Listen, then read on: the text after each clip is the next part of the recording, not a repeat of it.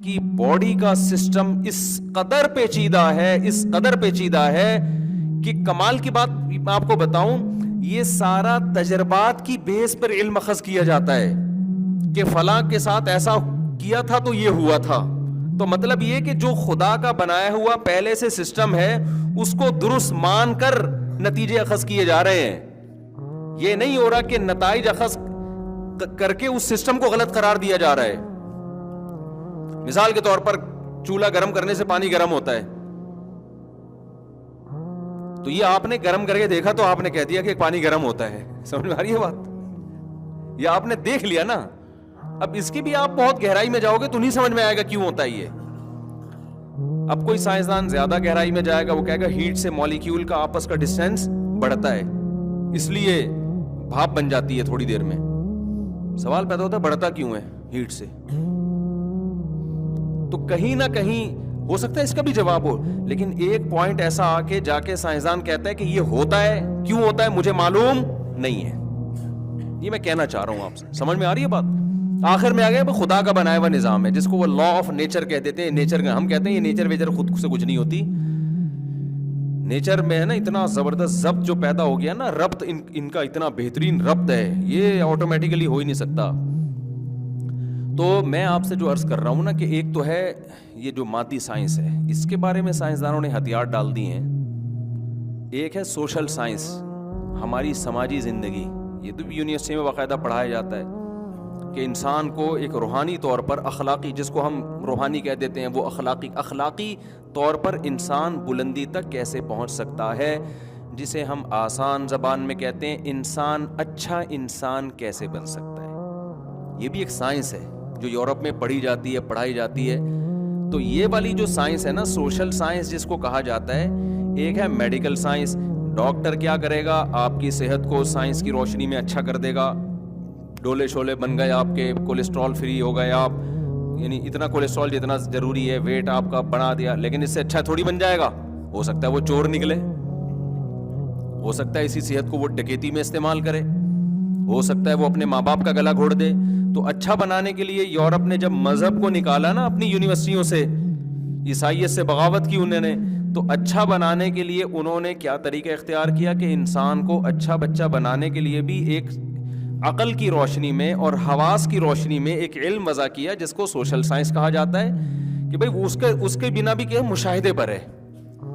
تو مشاہدات کی روشنی میں ہم یہ فیصلہ کریں گے، تجربات کی روشنی میں، مشاہدات کی روشنی میں ہم ایکسپلین کریں گے کہ اچھے کی ڈیفینیشن کیا ہے اور اچھا انسان کسے کہتے ہیں. یہاں بھی گڑبڑ کر دی، یہاں بھی کیا کر دی بھئی، آپ جو تجربے کر رہے ہو تو اس سوسائٹی میں کر رہے ہو جو پہلے سے بنی ہوئی ہے. ہو سکتا ہے یہ اچھی ہو ہی نہیں. آپ لوگ کی سمجھ میں نہیں آ رہا تو کس کی سمجھ میں آئے گا؟ سوسائٹی کلچر ایک دوسرے کے کتنے ڈیفرنٹ ہوتے ہیں نا. آپ کلچر کو اپنا باپ بنا رہے ہو تو کلچر کو تو آپ نے پہلے فرض کر لیا کہ ٹھیک ہے، ہو سکتا ہے یہ کلچر ہی غلط ہو. یہاں بھی انسان خدا کی قسم گھوڑے دوڑاتا رہے گا عقل کے. کبھی کسی ایک پوائنٹ پہ دو فلاسفر بھی جمع نہیں ہو سکتے. نتیجہ کیا نکلا؟ ان میں اتنا اختلاف ہوا نا. مثال کے طور پر نکاح کر کے رہنا چاہیے یا زنا کرنا چاہیے؟ عقل کوئی رہنمائی کرے گی یہاں پہ؟ کچھ لوگ کہیں گے نہیں جی جوڑوں کی شکل میں رہنا چاہیے، نکاح ہو، اس سے تمیز ابا اماں چچا ماموں وجود میں آتے ہیں. دوسرے کہتے ہیں نہیں آتے تو کیا ہو جائے گا؟ ٹھیک ہے نا، اگر زنا کر لیں تو کیا، یہ تو مذہبی لوگوں نے کہا زنا بری چیز ہے تو ہم رہ لیتے ہیں، ہم کیا ضرورت ہے. تو ان کے ہاں پھر اچھے کا ہوتے ہوتے نا، اچھے کی فہرست سے بہت ساری چیزیں نکلتی چلی گئیں. مذہب نے تو بہت ساری چیزیں ڈالی تھی نا، جو اپنے ماں باپ کے ساتھ اف کرتا ہے، ان کی خدمت نہیں کرتا. ماں باپ نے کبھی ہاتھ اٹھا لیا تو برداشت کرنا ہے تمہیں. جو ابا کے تھپڑ کے جواب میں وہ ابا کو تھپڑ مار دے یا پولیس کو فون کرے تو مذہب کیا کہتے ہیں؟ اچھا آدمی ہے. مذہب کہتے نہیں برا آدمی ہے، احسان فراموش ہے. لیکن جب عقل پرستوں نے خود سے غور کرنا شروع کیا نا، خود سے سوسائٹی کے لیے اصول وضع کرنے شروع کیے، تو وہ چونکہ اپنی سوسائٹی کو دیکھ کر، وہ سوسائٹی جو خدا کا انکار کرتی ہے، تو وہاں تو شراب بھی ہے، زنا بھی ہے، لڑکوں سے بدفعلی بھی ہے، نشے بھی ہیں، کیا کیا. تو انہوں نے اچھے کو ایکسپلین کرتے ہوئے نا بہت ساری چیزیں نکالنا شروع کی. نہیں، اس کا اچھے ہونے سے کوئی تعلق نہیں ہے. اگر آپ بوڑھے ماں باپ کو اولڈ ہاؤس میں جمع کرا دیتے ہیں تو بھی آپ برے آدمی نہیں ہے. اگر بچہ پولیس کو فون کر کے اپنے ابا کو یا اماں کو جیل میں بھجوا دیتا ہے تو یہ بھی کوئی بری بات نہیں ہے. اگر آپ شادی نہیں کرتے, ویسے ہی کسی سے نائٹ کلب میں جا کے ریلیشن کر لیتے ہیں, کوئی بری بات نہیں ہے. اگر آپ وراثت بچوں کو نہیں دیتے, کسی اور کو دے دیتے ہیں, اولاد کو محروم کر دیتے ہیں, کوئی بری بات, کیونکہ عقل تو فیصلہ ہی نہیں کر پا رہی ہے نا یہاں پہ. یہاں تک کہ محرم رشتوں سے اپنی جو فزیکل ریلیشن ہے, اب یہ بحثیں بھی شروع ہو گئی کہ اگر کوئی معاذ اللہ نقل کفر بہن سے نکاح کر لیتا ہے تو یہ کیا ہے. تو ایسے لوگ بھی اب پیدا ان ملکوں میں ہونا شروع ہو گئے ہیں کہ اس میں خرابی کیا ہے. روس میں جب انقلاب آیا ہے نا الحاد کا, تو وہاں یہ بڑی بحثیں ہوئی ہیں کہ بھائی سگی بہن, مجھے تو بولتے ہوئے برا لگ رہا ہے لیکن اب ایک چیز کو ایکسپلین کرنا ہے کہ سگی بہن سے بھی نکاح ہو سکتا ہے, کوئی حرج نہیں اس میں, یہ تو انسانوں کی بنائی ہوئی روایات ہیں.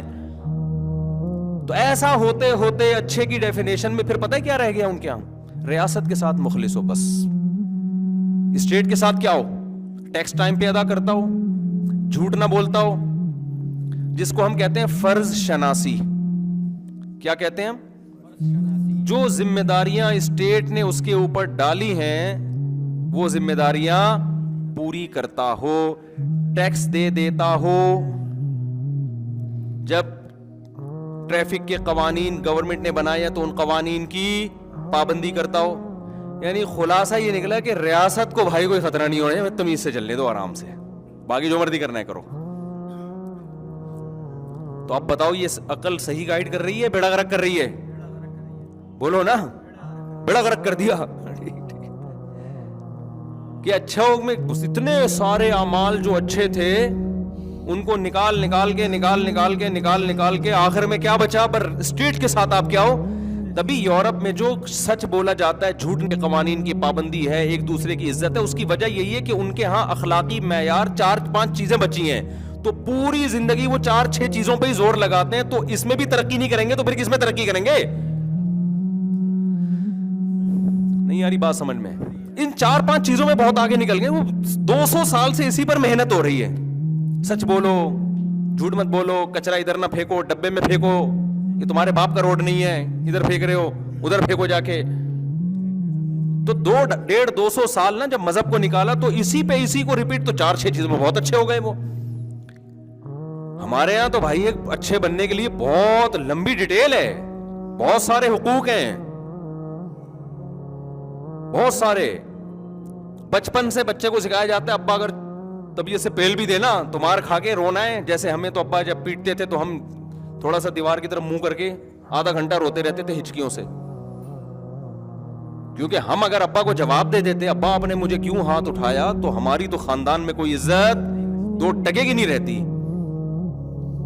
ہمیں پتا ہے یار سوسائٹی میں ہم پر ایک دھبا لگ جائے گا, انتہائی بدتمیز بچہ ہے تو پٹے, اور اماں ہماری چمٹا دکھا رہی ہیں گرم گرم, کریلے پکے ہوئے کھا, ہمیں دل نہیں چاہ رہا کریلے کھانے کا. گورا تو کہے گا جو دل نہیں چاہ رہا بچے کو وہ کھلانا ظلم ہے, مساوات ہے نا. اسلام کیا کہتا ہے؟ بھائی ٹھیک ہے بار بار تو ایسی چیز نہ کھلاؤ ورنہ بچہ ہی تو مر جائے گا, لیکن کبھی کریلے بھی کھلاؤ یار. روزانہ یہ نہیں ہوتا کہ روزانہ بھنڈی پکے گی یا روزانہ گوشت پکے گا. بچہ ماں باپ کی مرضی جو ہوگی وہ کھائے گا, کوئی زہر تھوڑی کھلا رہے ہیں. آج تیرا باپ بھی یہی کھائے گا, کریلے کھا تو. اب اماں ہمیں چمٹا دکھا رہی ہیں, کھا بھائی, ہم یوں کر کے کھا رہے ہیں اور اس سے بھی ہو رہے ہیں.